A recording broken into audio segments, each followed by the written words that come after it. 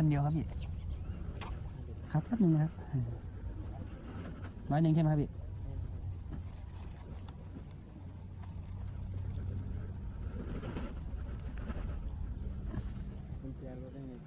ไปใส่อะ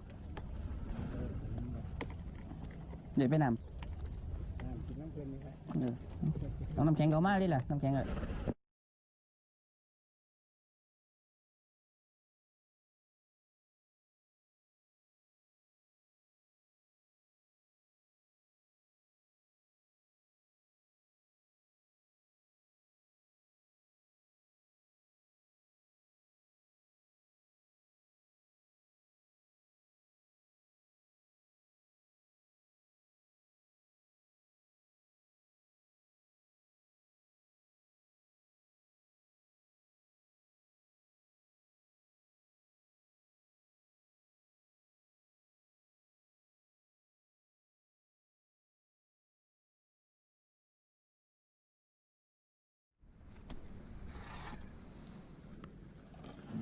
ปลาตัวแรกของเรา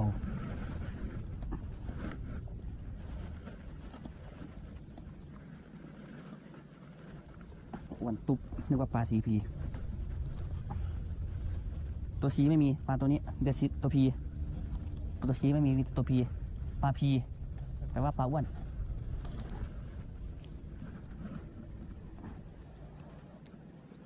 โอ้ลงคอเลยลงคอเลย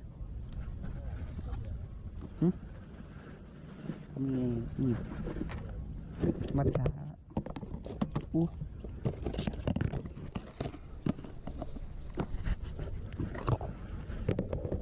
ยืนลงคอ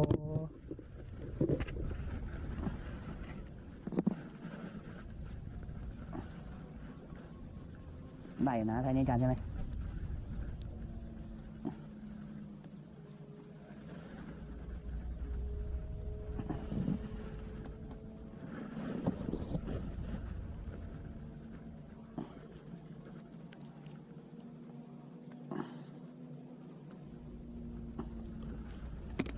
ปลาตัวแรก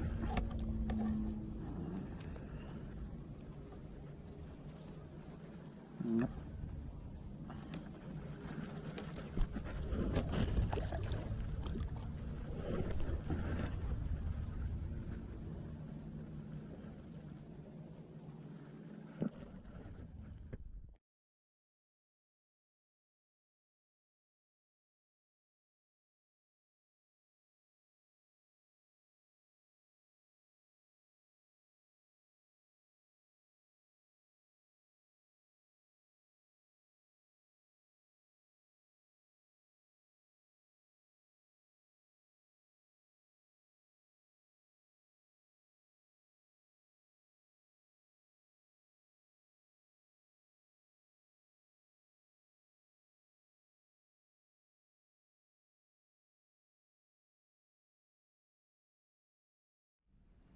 ดูมันกิน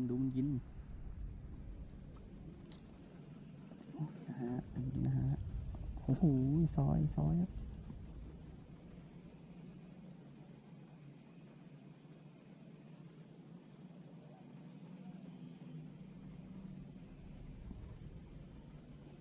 โทรศัพท์กับความจำเต็มโอ้ยสิ่งที่ดี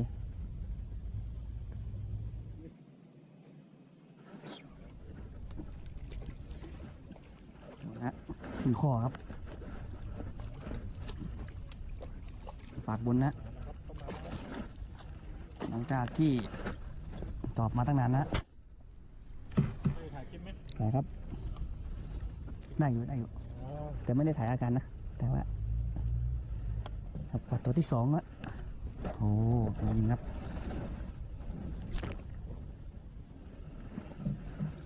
ครับโอ้เต็มปากบนเลยนะครับ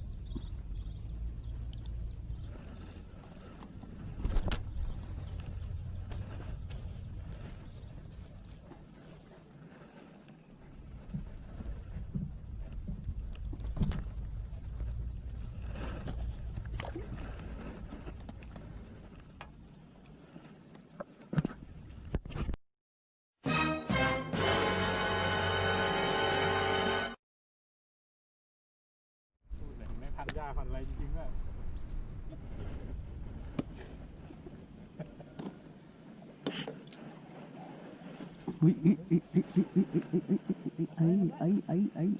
มามันไปไม่หลุดหรอกรุ่นนี้นั่นไว้ตั้งไว้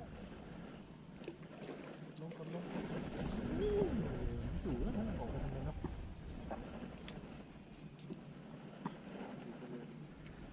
เอาเล่นน้อยสายลืมสายหน้า 1.5นี่ดิ 1.5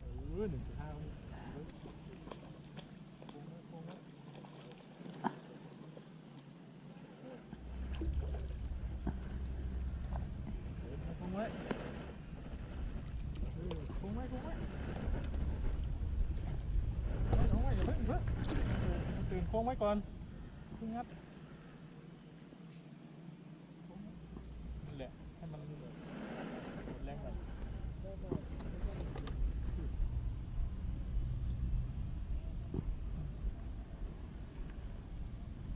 แดง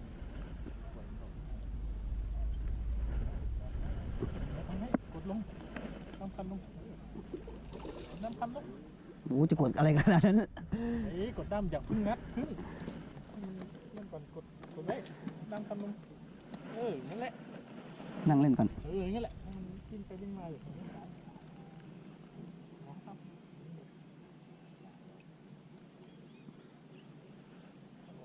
อ่อนจนตามตัวใหญ่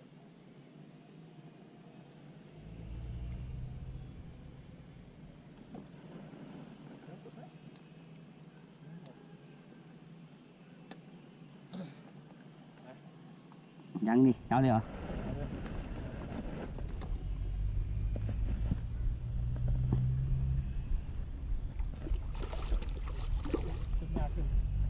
สามยาวเมนยาวเอายาวเลยนักหนาเมนนานไหม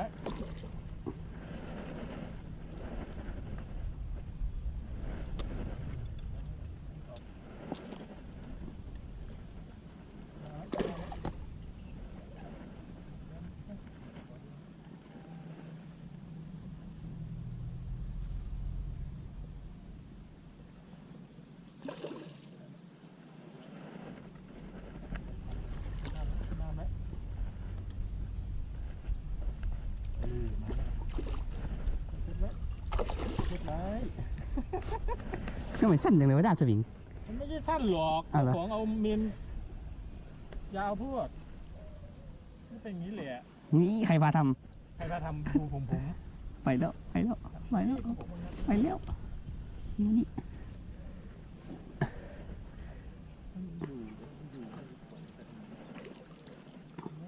เช็ดงานไว้เช็ดไว้เช็ดไว้งั้นแหละมาเลย ยังไม่ได้ตกหลักปลานะ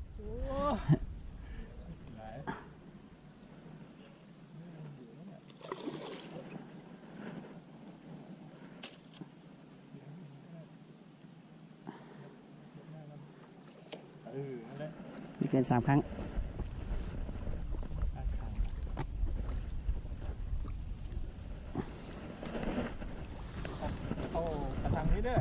โอ้ยตายแล้วอันรอตักปลาอย่างเดียวเดี๋ยวข้างนั้นน่ะเดี๋ยวเนี่ยโดนละใส่บูเต็ม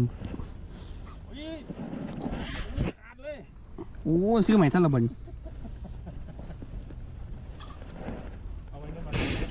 เอาเลย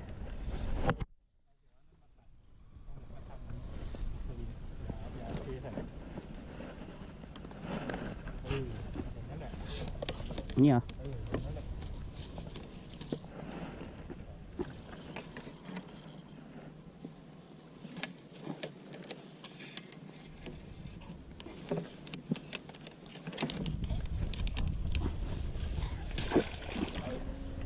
ไอ้มือช้างฮะ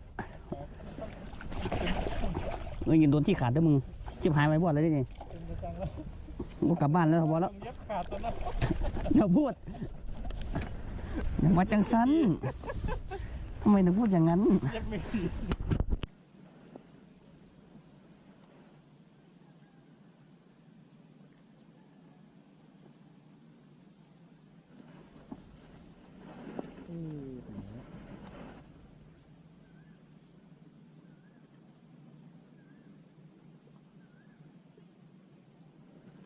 อ๊ะเป็นไงวะเนี่ย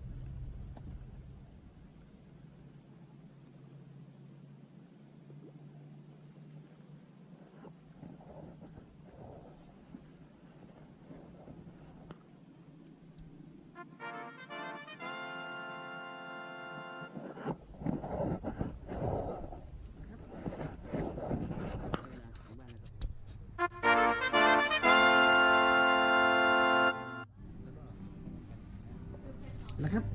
ตัวนี้ก็ได้เวลาถึงบ้านแล้วครับนี่ก็เป็นผลงานวันนี้นะฮะก็มีปลานิลแล้วก็ปลานนจันทร์นะฮะ